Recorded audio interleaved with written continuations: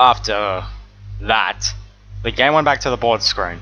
It was all I could do not to burst out screaming, and my hands were shaking so bad I could barely hold the controller.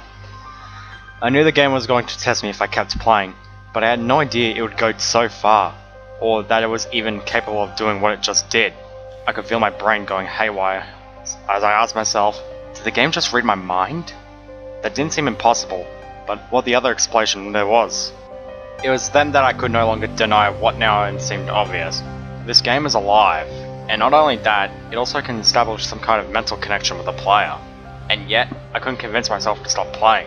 I don't know if it was game messing with my mind, or just my stubborn curiosity.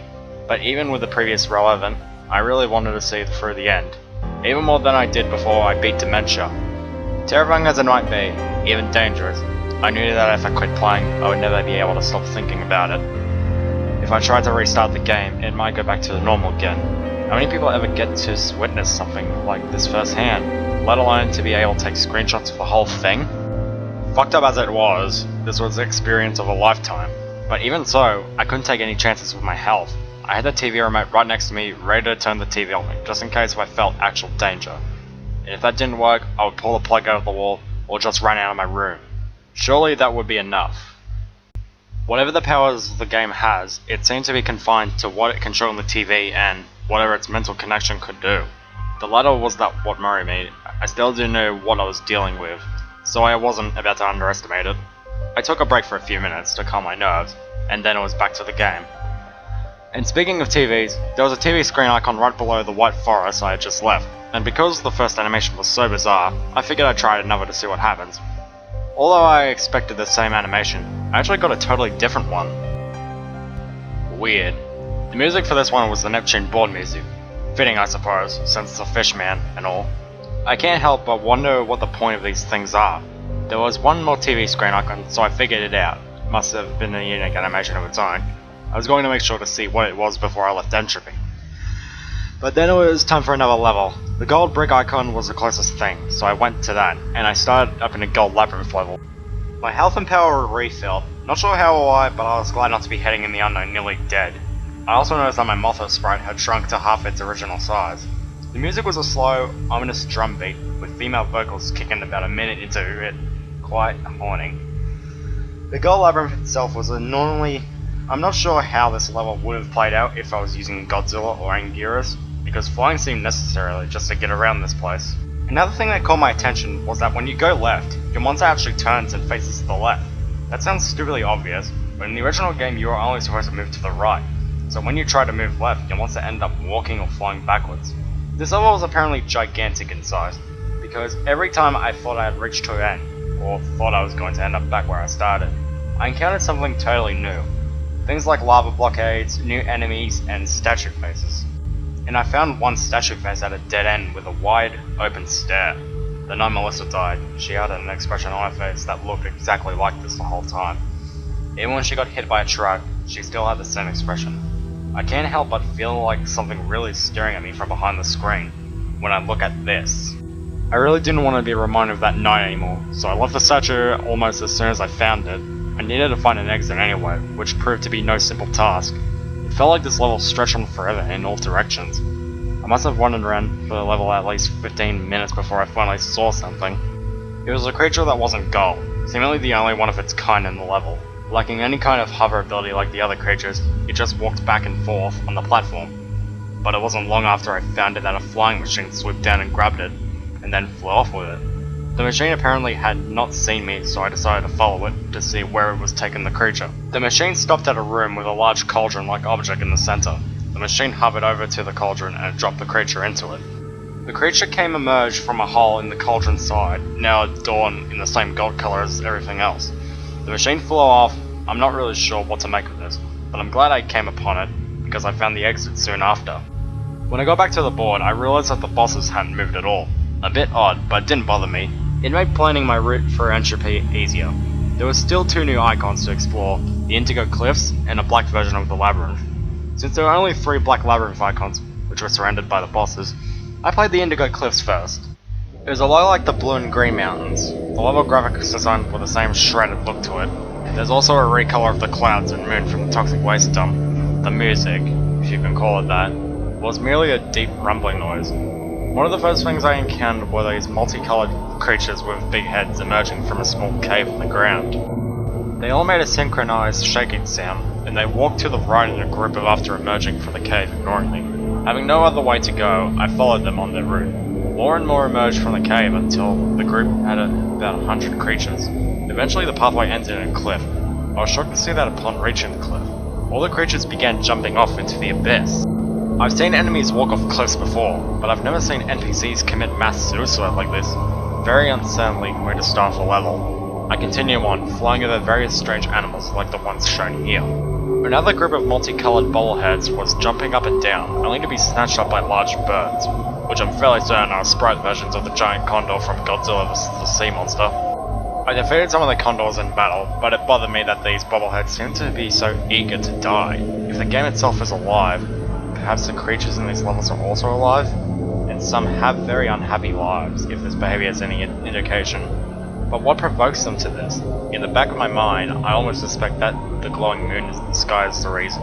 At the end of the level, I saw yet another group of bobbleheads marching up to a large monster being devoured. This was starting to disgust me, so acting on impulse, I fired off I-beams at both the monster and the bobbleheads. I destroyed the cave. The monster became angry and ran through the remaining bobbleheads to fight me. Although it lacked any ranged attacks, it was relentless, but it was no match for me. I was in the home stretch now, up to the bosses. My plan was to go through Batra first, then Megalon. After that, I would watch the last TV screen, play the Black Labyrinth before fighting Mechagodzilla, and lastly, going through the chase with the Hell Beast. I was curious to see if it would be a new form again. But first thing first, time to beat up Batra. As I expected, he started off in his lava form. The music was Varan's battle theme. Whenever the game puts in a new Godzilla kaiju with more than one form, that other form always shows up. For a game that's otherwise inexplicable, it's rather startling in its consistency and accuracy with new kaiju god bosses.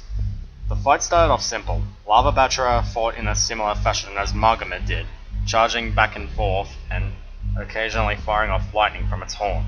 During the fight, I noticed that Mothra's combat capabilities had been altered in my favour.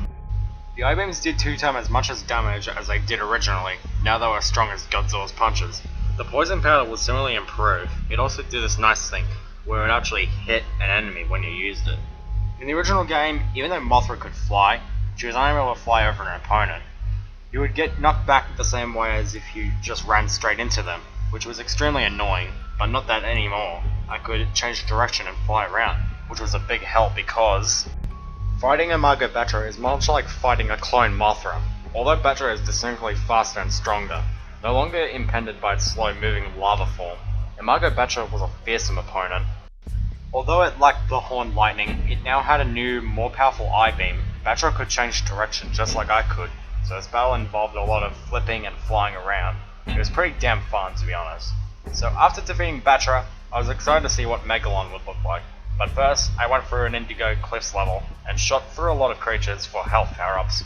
So about Megalon, his music was Gigan's theme. Makes sense since Gigan was his battle partner in Megalon's 1, and so far only, film appearance. He was a lot like Mogira, but faster, and with more weapons. He started out charging off with his drills. He liked to float back and forth around him, which seemed to really annoy him.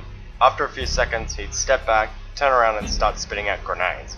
Those were a pain because they bounce when they hit the ground. Lastly, he started spamming his lightning beam. It only went straight forward, so it was easy to duck under it and then shoot him with the I-beams. Overall, I describe him as strong, persistent but dumb. I was now nearing the end of Entropy.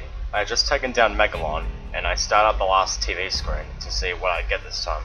The result was unpleasant. The music for this gruesome scene was the password theme. I couldn't figure out why this animation was so sinister and violent in comparison to the other two. The whole game seemed to be growing more malevolent. As I went on to finish Entropy, I began to feel drained. It's hard to describe, like I had suddenly became tired when I wasn't before. Most likely it was just the tension from all that had happened in this game getting to me, but who knows. The last level type on Entropy is what I call the Shadow Labyrinth. The scenery was recolored from gold to black. The music was an evil ambience, similar to the unforgiving Cold Loop, but distinctly different. The music was my first sign that this level was going to be distressing. I travelled through the maze for about a minute, and I noticed there weren't any creatures hovering around. It was an odd transition from the Gold Labyrinth, which was overrun with creatures, to this level that had nothing at all, but then this might be a good thing. Maybe there wouldn't be any obstacles and I could get through the level with ease. Then the screen went dark, and immediately I snapped out of my daze from a few seconds earlier. Everything had been darkened so that the only thing I could see was the Mothra sprite.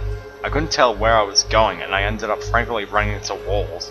I heard a noise, the sound of a crowd running through a hallway, and along with running came the roars, loud roaring sounds, which I would describe as something like a rabid dog the size of an elephant, screaming with fury. And I could tell that whatever was making the noise, there was lots of them. I knew there was something there, but it wasn't until I did some screen cap editing that I got to see what my pursuers looked like. But at that time I couldn't see where they were, or where I was going. I was literally running blind, and this mob of beasts eventually caught up with me. All I could think was, no! As I saw my life bar rapidly declining. The monsters had taken me down to half my total health. When I was saved, the light came back on, and the attackers had disappeared. And so the challenge of this level was revealed. Find the exit before the lights go out, and a pack of monsters maul you to death. I was in panic mode now, moving as fast as I could go while trying to every path I could find for a way out. As I played through the level, the lights went out for a total of 3 times. The second time, I would have been dead meat, had it not been for one of those wide-eyed statues. As I stayed close to it, the monsters seemed to all avoid me until the light came back. The statue warned them away somehow. I was safe as long as I stayed near the statue, but at the same time I had to leave to find the exit. The Shadow Labyrinth turned out to be much smaller than the Gold Labyrinth, as it only took about 6 minutes to navigate to the end. But before the exit, there was a row of halls leading straight down, with no way out once entered. You either got to the exit before the monsters reached you, or you died. Thankfully, I made it out. Only one more boss, Mechagodzilla. I started the battle and got something unexpected. Not only did my life shoot back up to 100% again, it seemed to do that randomly, but instead of a replacement boss, I was fighting Godzilla. But any Godzilla fan worth their salt can figure this out. Mechagodzilla started off like fighting a clone Godzilla, but his sky burned away after only 3 life bars. Usually a transformation only occurred at halfway point. At this point, it was like fighting Mechagodzilla in the normal game. Felt kinda nice to fight one of the original game enemies for a change, although he wasn't exactly like normal. He also had a Rainbow Beam and Finger Missiles. This prevented me from doing the old trick of backing him in the corner and hitting with I-beams in a spot where he can't hit me, but that was always a cheap trick anyways. But after getting him down to half his health, something weird started to happen. His sprite started to glitch, in the much same way as Gezora had way back in the first world. After a few seconds, the glitches began to form a new shape. And thus, the game had created not Mechagodzilla, and I discovered that this visual glitch somehow related to the game recreating things. The human face on this one gives it a very uncanny look. It was one of the stronger replacement monsters, and had the most firepower. Pictured here is a mouth beam, which I got caught in the middle of. Even though it was a bit stronger, it was also slower than its original counterpart and couldn't jump around as much. I won the fight by constantly staying out of its line on fire, bombarding the machine with poison powder as I flew over it. One last thing to do, the Hellbeast chase. Oh boy, might as well just get this over with, I thought.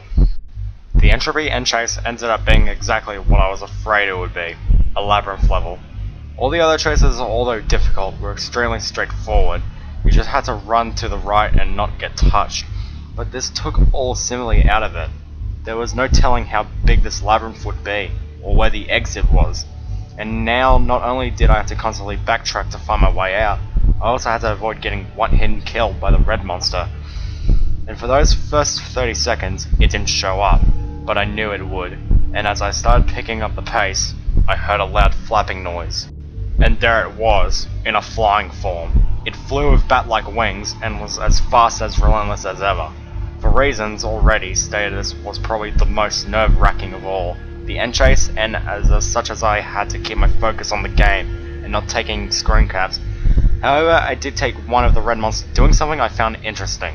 I had managed to lose it by going through a different path than it apparently expected, and it was blocked from attacking me by one of the organic walls of the Red Labyrinth, or so I thought.